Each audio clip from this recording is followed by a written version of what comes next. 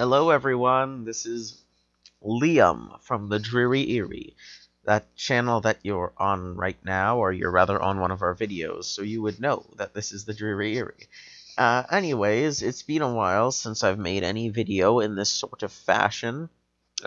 Figured I would, given that our guarantee of being a tabletop gaming channel is definitely in jeopardy.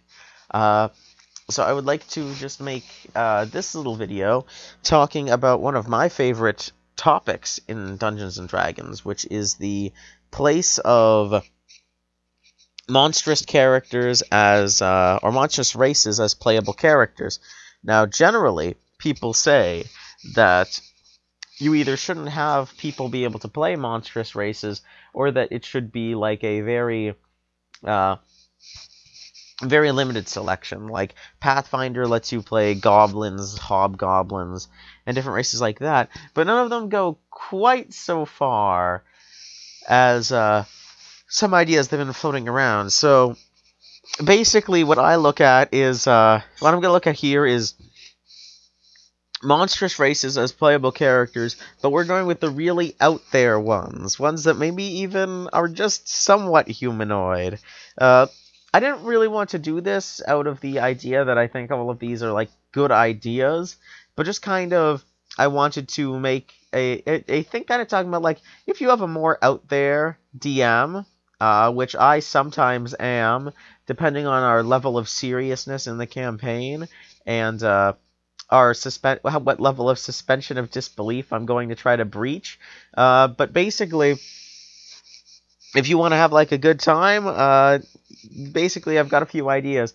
So I'm going to start off with my personal favorite monster for a player race that has never really happened, and that would be the Etercap. Now,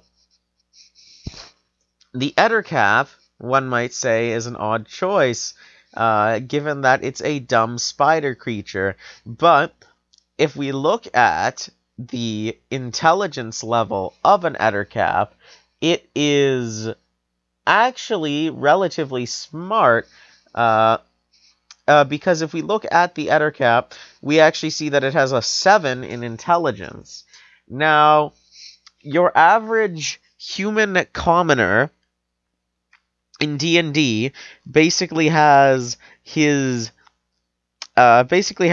intelligence dump stat, because commoners don't put much into intelligence because they're not very smart. But even your average human has, like, an intelligence of 8. So when we're talking like intelligence levels here, what you need to basically understand is this Ettercap is only slightly dumber than a normal human. And this is contestable too, because they don't have a spoken language, but it's contestable because Ettercaps are entirely an ambush predator.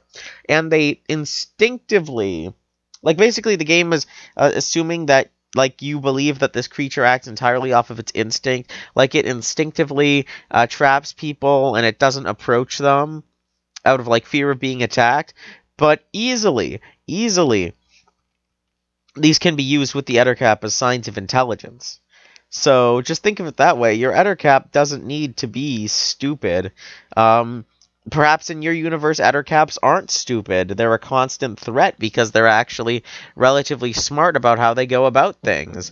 And basically, one of the things that stops them is just their numbers. So you can definitely, I think, in my personal opinion, and again, we're not putting this as, like, default player race, but you could totally Ettercap as a playable character, because what, they're around man-sized.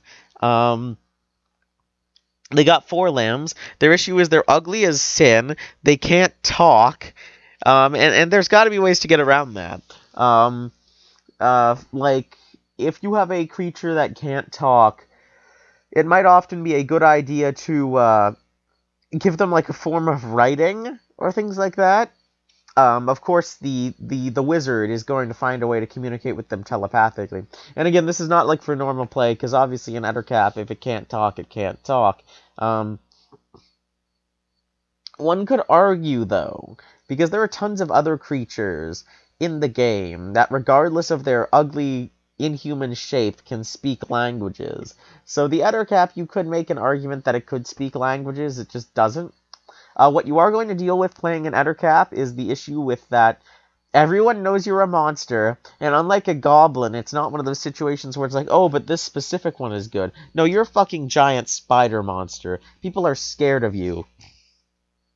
So if you want to be an Ettercap, you're going to have to pull off like some Gorus from Fallout bullshit, where you're going to have to wear like a cloak all the time, and you are not the one who's doing the talking. There is not going to be a charismatic Ettercap.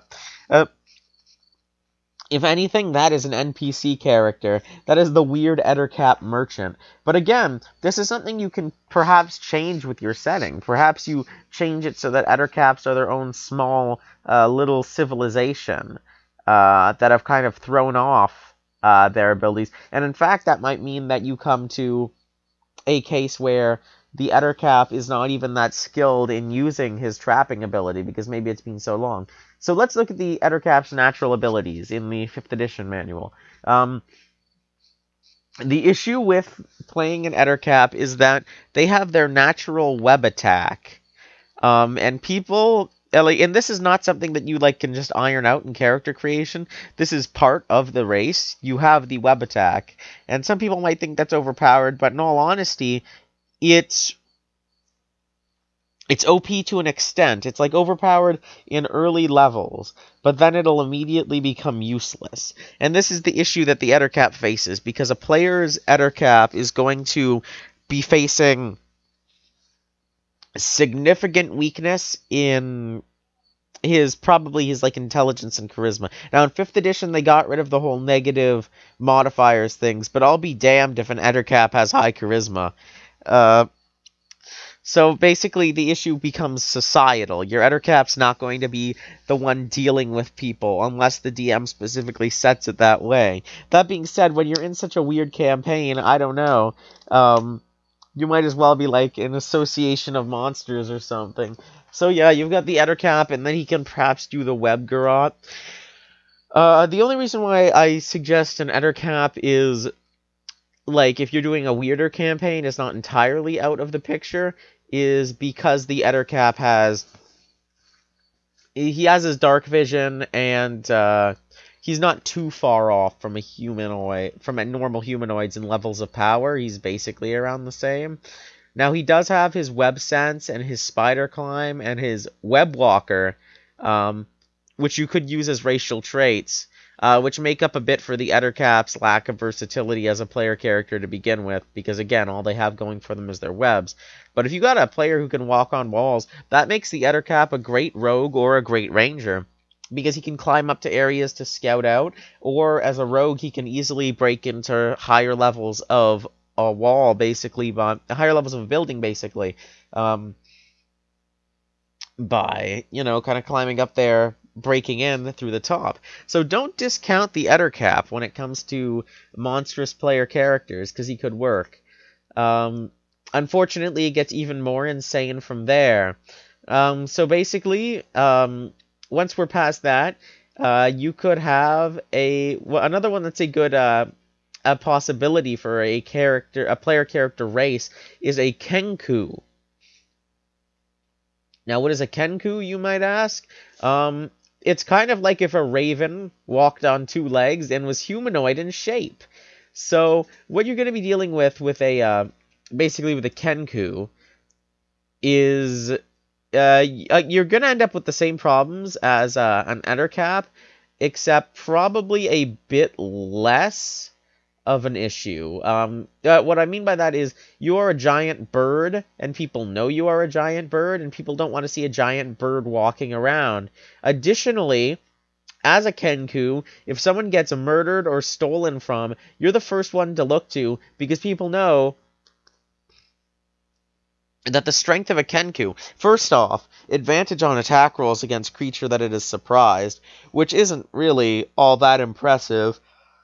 That's monster traits. If you're a rogue, you don't give a shit about that. Though, again, Kankus make terrific rogues with their deception, perception, and stealth, it being what they're known for. In fact, they're also incredibly dexterous, while all the rest of their stats are basically average.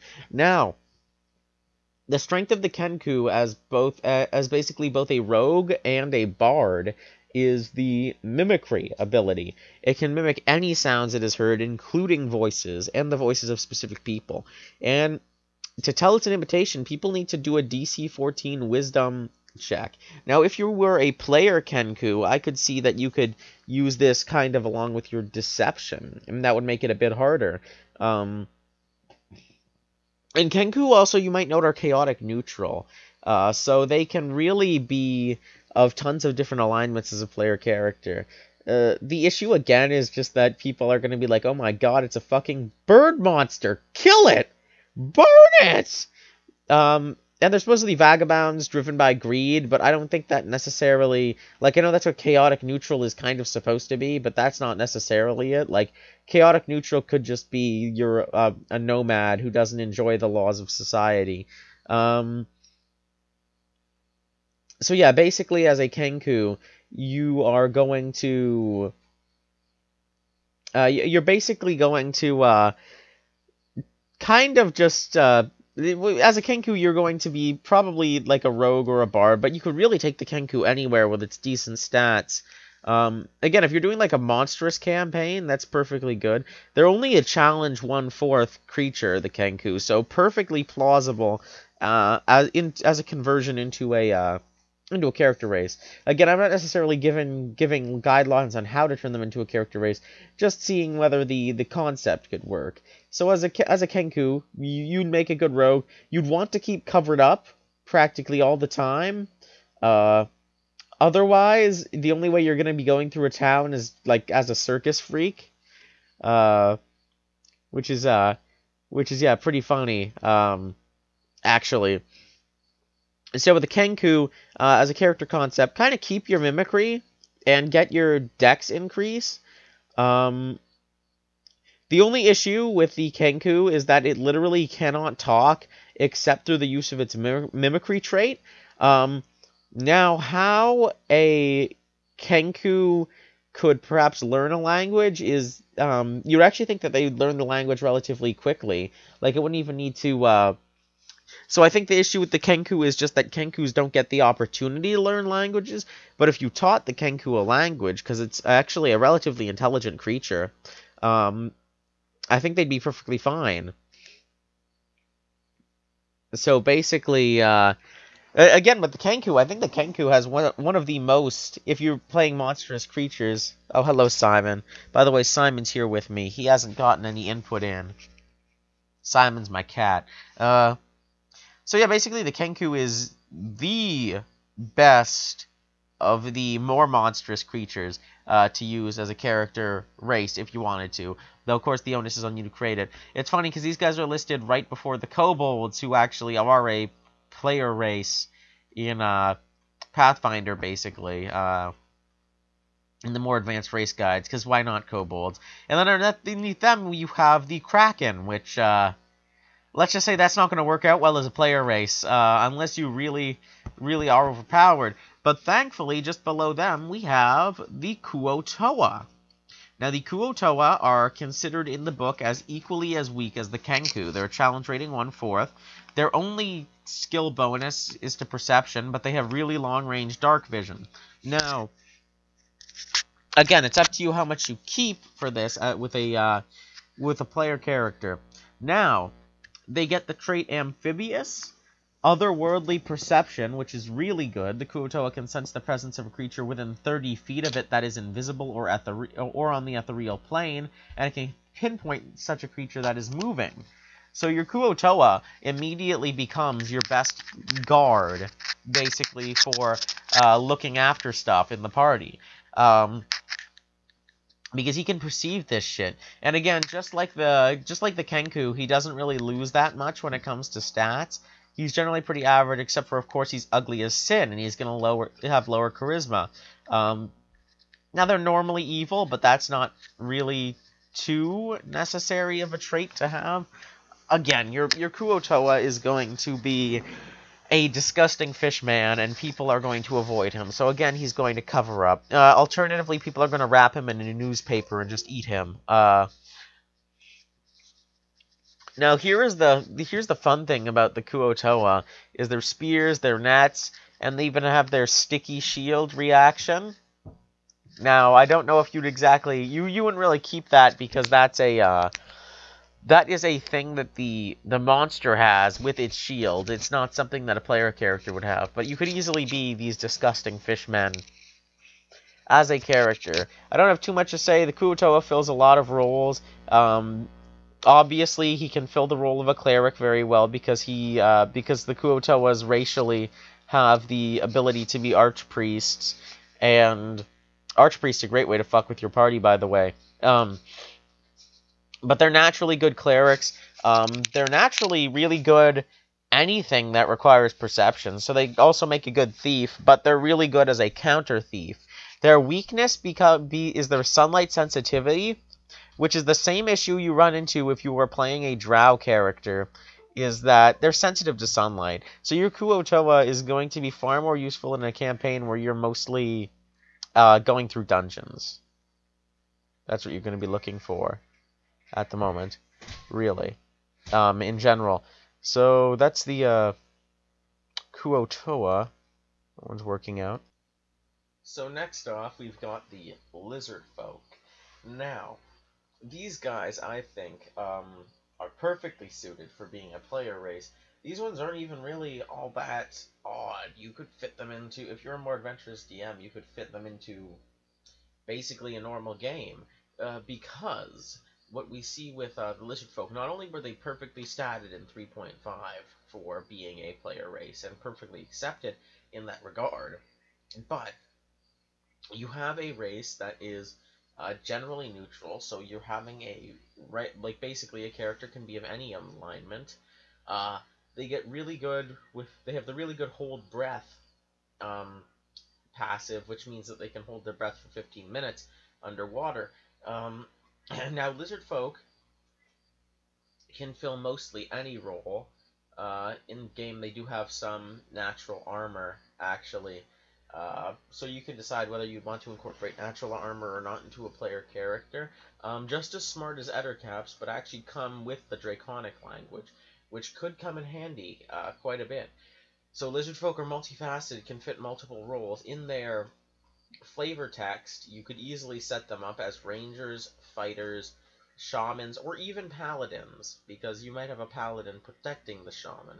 Now, and additionally, you can back up their alignments with different gods. It explicitly states in their background that the lizard folk have worship the god Samuanya, and Samuanya is the lizard folk god who the shamans worship.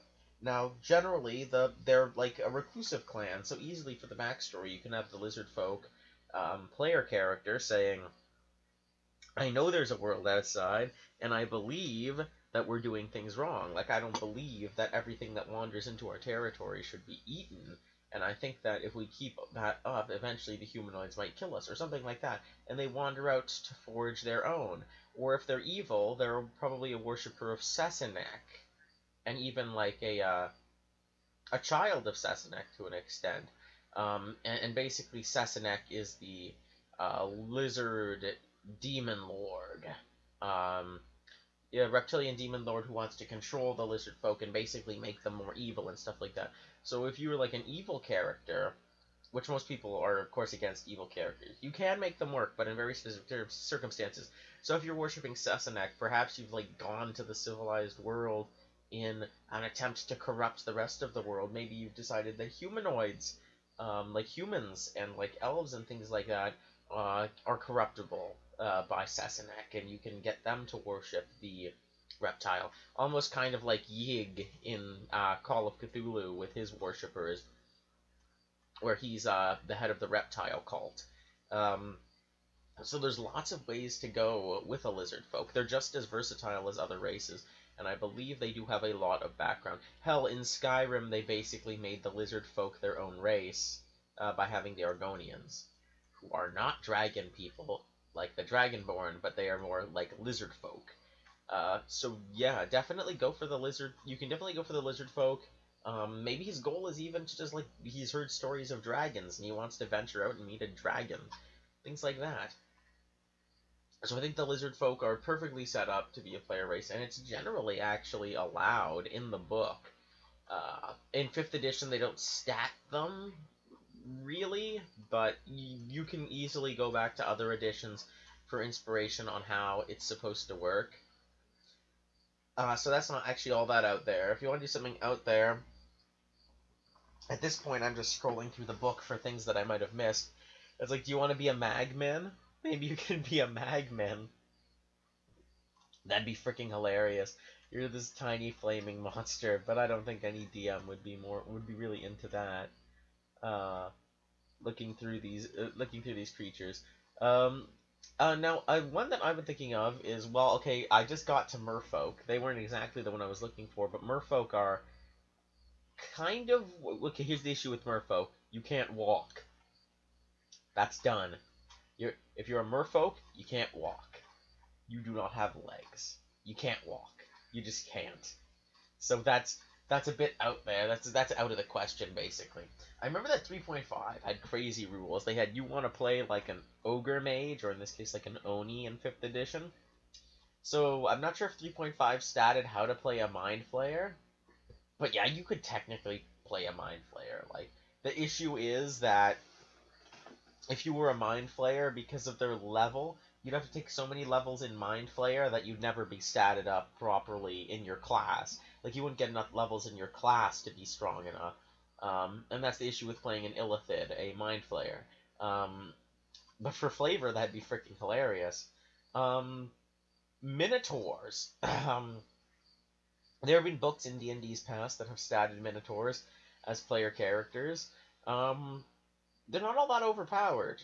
They are challenge rating 3, which is a bit big, but again, like, there's worse things to be. Now,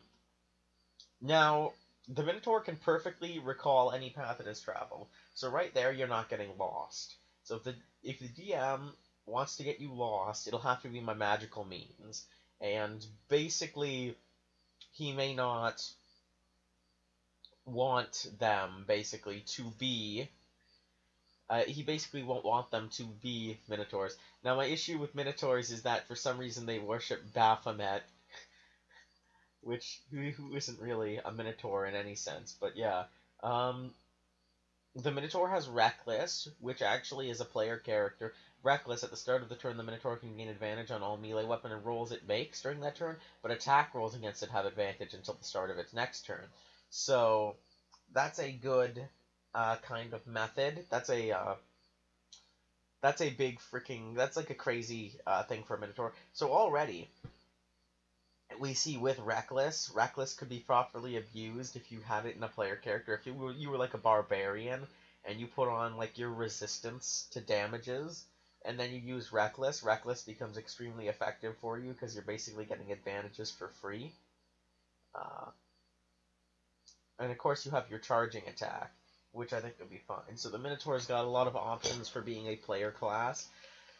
He isn't very smart. He's actually dumber than an Etercap, but speaks Abyssal for the most part. Yeah, dumber than an Etercap, as far as the base book is concerned. But I think Minotaurs are one of the creatures that you might actually get away with walking into town, just because Minotaurs don't look incredibly... Like, they're mammalian. And people do... Like, they are chaotic evil, normally, but that can be kind of gotten... Like, again, people are going to be scared of a Minotaur, but probably not to the extent of, like, you have a fish man walking around. And again, in your world, like, even Lizardfolk might just be normal. We scroll down to Mummy. You're not playing a Mummy, because they're undead, and they guard tombs. Yo, man, if you wanted to play a Myconid, like, go for it. If you wanted to play a Mushroom Man, like, now the Myconids are rather interesting, because in 5th edition, they kind of made a big deal out of the Myconids, and I'm not sure why, because they actually come off as a relatively weak race, but hey, they're about the size of... They're medium plants. They're frickin' Myconids. The Myconid Sovereign is a large plant. So, and their HP is negligible, kind of. But that being said, that's because they're kind of a weaker race. But they have their pacifying and their rapport spores, distress spores, sun sickness. So yeah, Myconid, surprisingly playable. They've given them quite a bit of flavor, text. They're relatively intelligent creatures. So yeah, why not go for a Myconid? If you want to do a Myconid, and your DM allows it, it's an out there campaign, but why not? Just gonna do it. Nothics, technically possible, but probably not something you're looking for. Playing an Ogre. Ogres aren't actually that strong in this game, so that's possible. But ogres are fucking terrifying, so maybe a half ogre is more your style. But a half ogre is like, eminently playable. Half ogre, probably really possible. Just play them like half orcs used to be played. Half orcs nowadays obviously do not have like the stigma that was attached to them in the olden times. But a half ogre would certainly have that going on for them, or like an ogrelin. And it even says when an ogre mates with a human, hobgoblin, bugbear, or orc, the result is a half ogre. Now, that leads into a lot of options, because you could have a half ogre with different racial stats. And ogres don't mate with dwarves, halflings, or elves. They eat them. I love that part, because for some reason... Okay, and this is the disgusting part of the ogre. It's the ogre's, like... The ogre, like, is out there, basically, to rape people. Because humans are more valuable, as, like, sex objects than food for ogres, apparently. And ogres, again, as smart as an Etercap. So... They're large giants, but they're not necessarily all that hard to kill. So you could technically play an ogre, just a straight-up ogre, but they're giant. I think a half ogre would make a more interesting role-playing option, because the half ogre might basically end up being like, he has to live with the fact that he's an ogre, and he's probably killed his mother in childbirth, because it's always male ogre, female human, because let's just say that like the other way, it just doesn't see. That's the issue. Like, you'd have to have them get like, you could technically have like a female, like a female ogre kind of like rape a guy, but then I don't see how, like, either way, how they're gonna take the child back.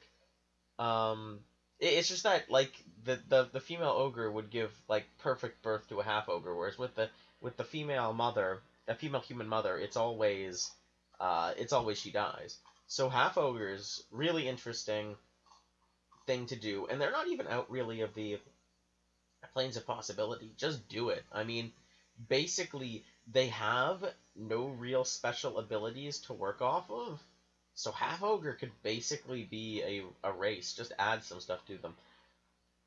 It's funny. Okay, we're passing by this. I'm actually going to come back to this later, because I find this concept just freaking hilarious. Oh, well, first off, we have orcs. And if you want to play an orc, like, play an orc. It's not all that hard. I know that orcs aren't actually one of the base races, but just orc.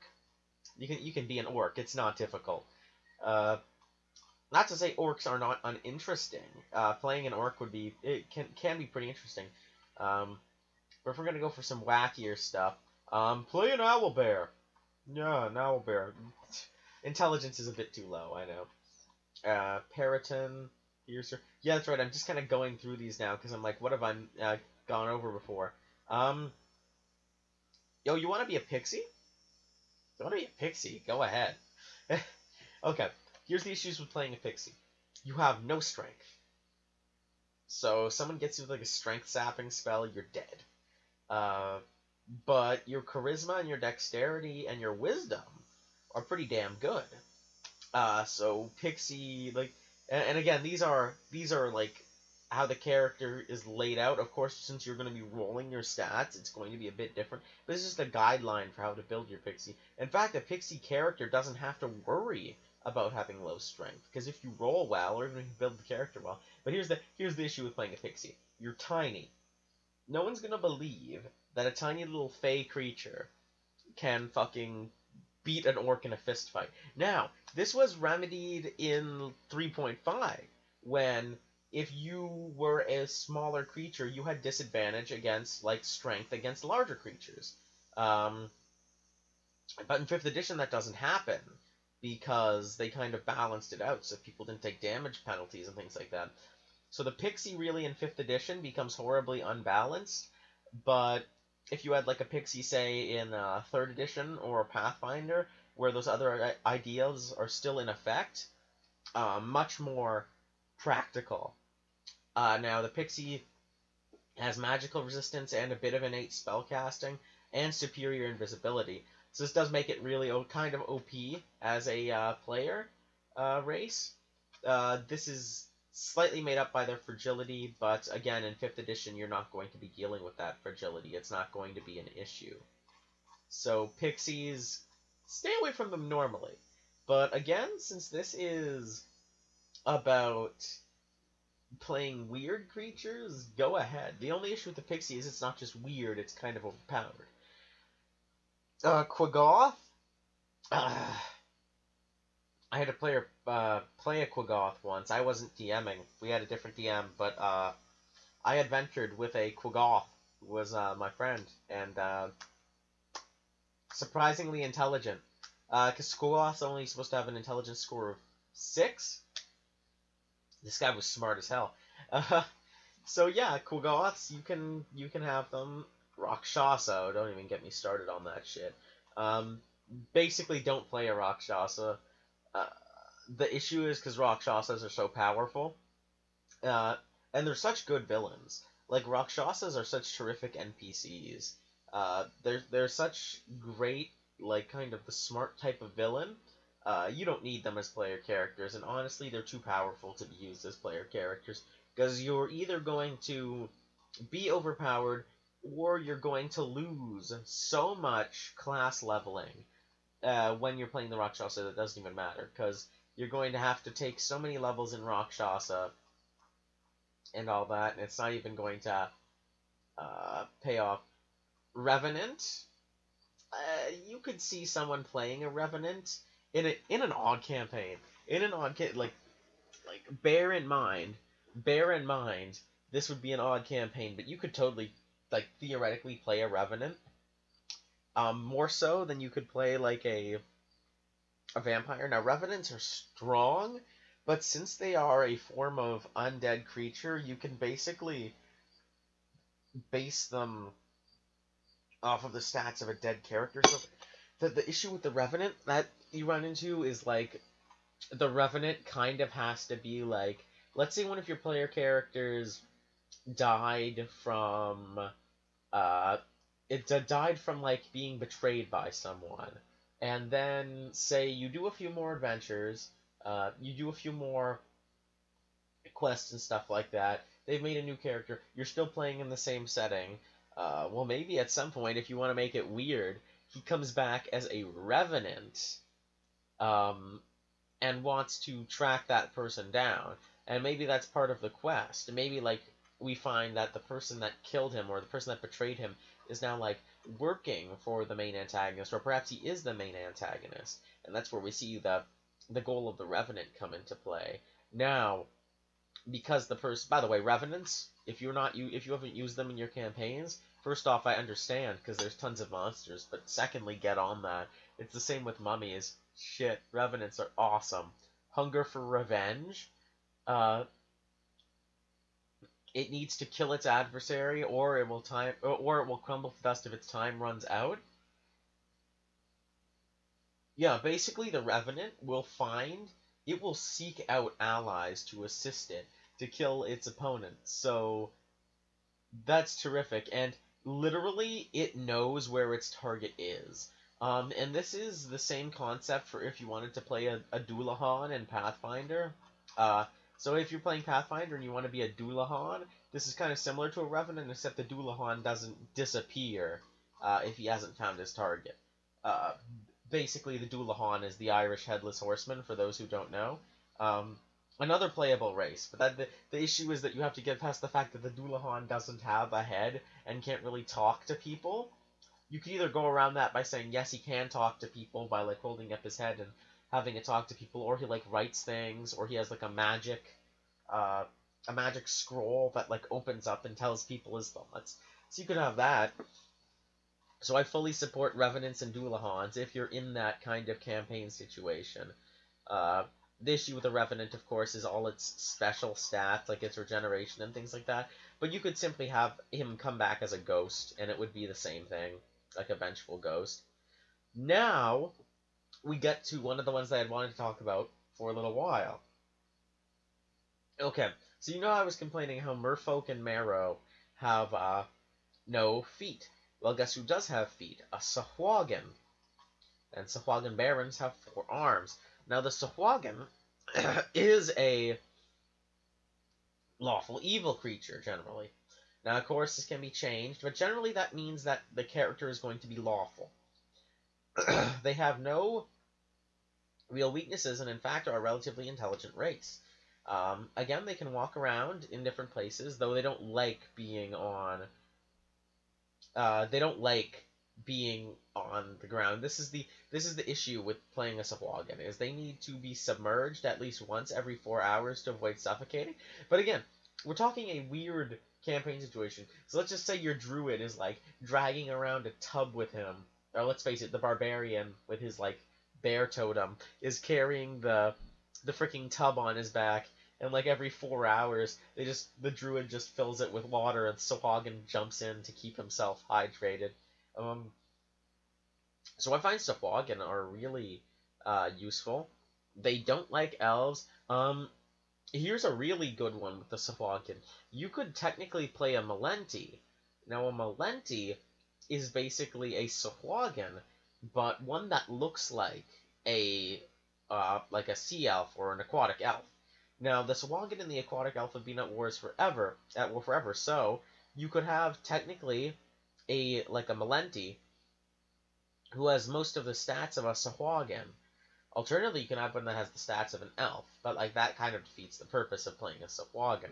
Except for, of course, you get the flavor of it. You get to be, like, the infiltrator who's like, infiltrating the elves and stuff like that, or even infiltrating normal society, because you can just, like, pretend to be a normal elf or something like that. Alternatively, the Sahuagin themselves make a good enough race, except people probably think they're freaking disgusting, so again, cover up. In terms of fighting, though, they have shark telepathy, so they can telepathically get rides from sharks, probably, which is good, and they have blood frenzy. Now, this move is crazy. They have advantage on melee attack rolls against any creature that doesn't have all of its hit points. As a player character, this is kind of insane, because it means that he will be rolling 2d20 and taking the high for every attack he makes against anything that has taken damage. Imagine a fighter, a Sahuagin fighter then, who is able to make 4 or 5 attacks per round now, and he gets advantage on every single one of them because his opponent's been wounded before. So bear in mind the Sahuagin is going to have that important, powerful advantage. So, in a weird campaign, perfectly fine. That blood frenzy advantage makes them perfect fighters. And again, don't forget that you could do a Malenti and just pretend to be an elf. But then when shit gets real, you're like, oh, by the way, I'm a fish man. And then that will freaking get people. You're not going to be playing a fire snake. Are you going to play a salamander? Probably not. Satyr. Sure, why not? You know what? Someone needs to play a scarecrow. I would appreciate that. They're challenge rating 1. They're vulnerable to fire, but they resist bludgeoning, piercing, and slashing. They're immune to poison. They're immune to basically all conditions. And they totally can't speak, but you could do it. You could pull it off. You could totally pull it off. You could be a freaking scarecrow. You could be a scarecrow. You could do it. Just do it. You're not gonna play a Shambling Mound, probably. Shield Guardian, kind of overpowered. Supposedly not as overpowered as a Rakshasa. Playing a skeleton would be a bit fucked up. Don't do it. Slod. If you were gonna try to play a Slod, that would be interesting. But basically, they're a bit too challenge rating high. Again, like, even though I've been thinking of doing weird stuff, like, sure, go ahead and do Slods, but they're kind of overpowered. Especially because of their whole "I will plant my children in you" thing, which is a bit fucked up. So yeah, basically these are the player races that I've gotten right now. Sprites work too, but my favorite idea, and it's one that I've been thinking of for like a bit, that you would never in a million years get to actually work, is you play an ooze. And that's the stupid thing, is that in 5th edition and basically in D&D in general, oozes are not actually that strong, but they're not sentient at all. So it's really a stupid idea, because oozes are non-sentient and shit like that. But I was like, in a world where you could be a psychic ooze, like you're a psionic gray ooze in the game, you literally are smart, and you are a smart ooze, and you go around as a pile, or as like a pool of ooze. You just kind of move around, and it would be freaking ridiculous, but still, you're just an ooze going around in an adventuring party. That would be stupid. I don't know. I don't know what you do with that. I like how the ochre jelly kind of looks like it's waving to you. Anyways, those are just some concepts. I know I've rambled on for quite a bit. If you have any more, post them in the comments, discuss about this topic. I always like the idea of playing monstrous characters, especially if you're a veteran of the game and you want to try something new. That's perfectly fine. So yeah, see you all in the next video. Yeah.